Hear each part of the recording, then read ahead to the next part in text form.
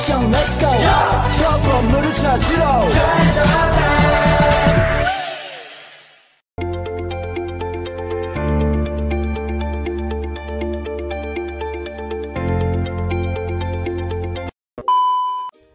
Halo, assalamualaikum warahmatullahi wabarakatuh Ananda semua. Perkenalkan, nama Ibu Reta. Dan bersama Ibu, kalian akan mempelajari mengenai semua hal terkait ilmu pengetahuan alam. Di video kali ini, kita akan membahas mengenai topik sistem pernafasan pada manusia. Nah, sebelum kita memulai pelajaran mengenai sistem pernafasan pada manusia, Ibu mau memberikan beberapa pertanyaan kepada kalian semua. Kira-kira apakah kalian sudah tahu apa saja organ-organ yang berperan sangat penting dalam proses pernafasan kita? Kemudian apa saja organ-organ tersebut dan fungsi-fungsinya? Kemudian, apakah kalian sudah mengetahui bagaimana mekanisme pernafasan pada tubuh kita? Apakah sesimpel menghirup udara melalui hidung menggunakan paru-paru? Apakah sesimpel itu? Nah, kemudian yang terakhir, apa saja faktor yang mempengaruhi proses pernafasan kita? Nah, jadi ada banyak banget nih hal-hal yang akan kita pelajari pada video kali ini. Nah, untuk menjawab semua pertanyaan-pertanyaan tersebut, hari ini kita akan membahas mengenai semua hal tentang sistem pernafasan pada manusia. Let's go! Oke, kita mulai dulu dari yang paling awal, dimulai dari rongga hidung. Udara masuk melalui lubang hidung dan masuk ke dalam rongga hidung dengan cara inspirasi. Di dalam rongga hidung, udara akan disaring dengan bulu-bulu halus, kemudian dilembabkan dan dihangatkan. Kemudian selanjutnya udara akan mengalir ke dalam faring. Nah, faring merupakan persilangan atau persimpangan pertemuan antara udara dan juga makanan sebelum masuk ke dalam salurannya masing-masing. Setelah memasuki faring, selanjutnya udara akan melalui laring. Nah, di bagian depan laring, di belakang lidah terdapat epiglotis. Epiglotis berfungsi untuk mengatur masuknya udara dan juga makanan ke dalam salurannya masing-masing. Ketika makanan masuk, secara otomatis laring akan mengarah ke atas dan menekan epiglotis, seperti pada video di samping. Nah, setelah laring menekan epiglotis, maka makanan akan dapat masuk ke dalam saluran pencernaan menuju lambung. Dari laring, udara selanjutnya masuk ke dalam trakea. Di dalam trakea terdapat kartilago atau tulang rawan. Nah, fungsi dari kartilago atau tulang rawan ini adalah untuk membuat kokoh saluran pernafasan sehingga salurannya dapat terus terbuka. Setelah membahas trakea, selanjutnya kita akan menuju bronkus. Bronkus merupakan persimpangan atau percabangan dari trakea, di mana masing-masing dari percabangan tersebut menuju ke salah satu bagian paru-paru, baik itu paru-paru yang kanan ataupun paru-paru yang kiri. Selanjutnya, di dalam paru-paru, bronkus akan memiliki percabangan-percabangan kecil yang disebut juga dengan bronkiolus. Nah, selanjutnya udara masuk ke dalam alveoli, di mana alveoli ini merupakan gelembung-gelembung udara di bagian ujung bronkiolus, dan kumpulan dari alveoli-alveoli ini disebut juga dengan alveolus.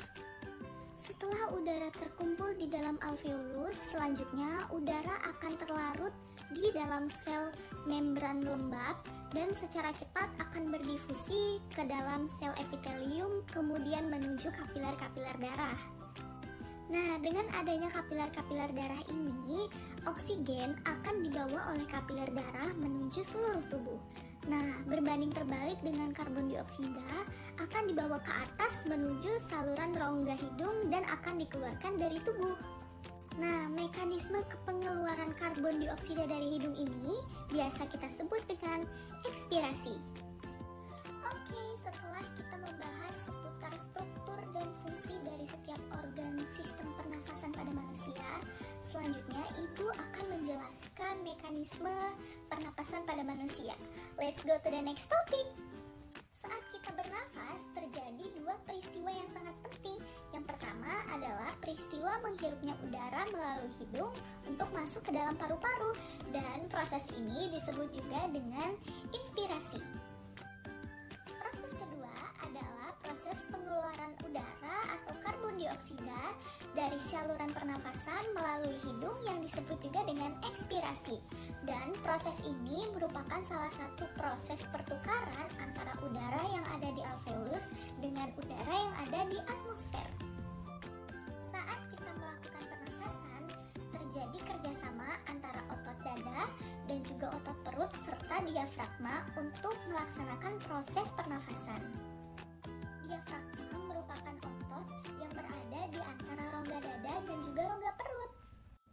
Pada fase inspirasi, otot dada dan juga otot diafragma mengalami kontraksi. Volume rongga dada membesar, paru-paru akan mengembang, dan udara akan masuk ke dalam paru-paru. Pada fase ekspirasi, otot rongga dada dan juga diafragma akan mengalami relaksasi. Volume pada rongga dada akan kembali ke bentuk semula dan mengecil, begitu pula dengan paru-paru akan kembali ke bentuk semula. Udara pun akan keluar melalui hidung. Pada satu kali tahapan pernafasan, terjadi satu kali proses inspirasi dan juga satu kali proses ekspirasi. Berdasarkan aktivitas otot-otot pada sistem pernafasan dibagi menjadi dua. Proses pernafasan yang dilakukan dengan membesarkan dan mengecilkan volume rongga dada disebut juga dengan pernafasan dada, dan pada pernafasan ini menggunakan otot tulang rusuk atau otot bagian dada. Begitu pula ketika kita membesarkan dan juga mengecilkan rongga perut. Nah, pernafasan itu disebut juga dengan pernafasan perut karena menggunakan otot-otot dari diafragma. Oke Ananda semua, selanjutnya kita akan masuk ke segmen faktor-faktor yang mempengaruhi frekuensi pernafasan pada manusia. Yang pertama adalah faktor umur. Nah, biasanya nih pernafasan pada anak-anak dan juga orang dewasa relatif berbeda. Pada anak-anak, proses pernafasan berlangsung relatif lebih banyak, dan sementara pada orang yang dewasa proses pernafasan berlangsung relatif lebih lambat.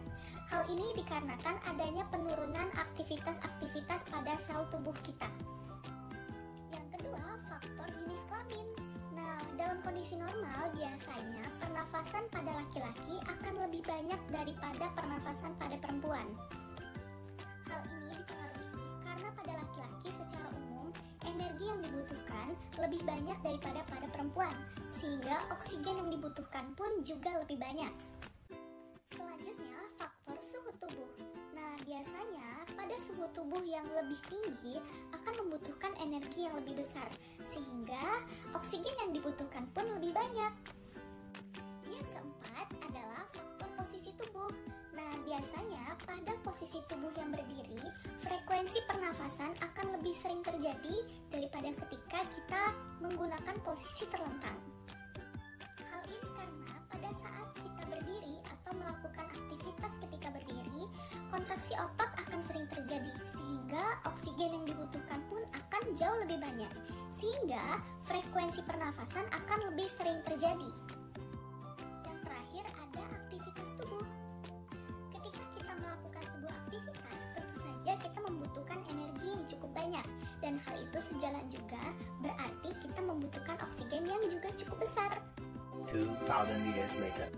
Nah, jadi itulah tadi penjelasan terkait sistem pernafasan pada manusia, dimulai dari struktur dan fungsi setiap organ yang ada pada sistem pernafasan manusia, kemudian mekanisme pernafasan, sampai faktor yang mempengaruhi frekuensi pada pernafasan manusia.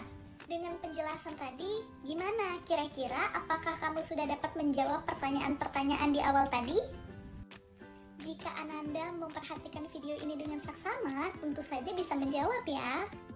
Nah, itulah tadi penjelasan seputar sistem pernafasan pada manusia.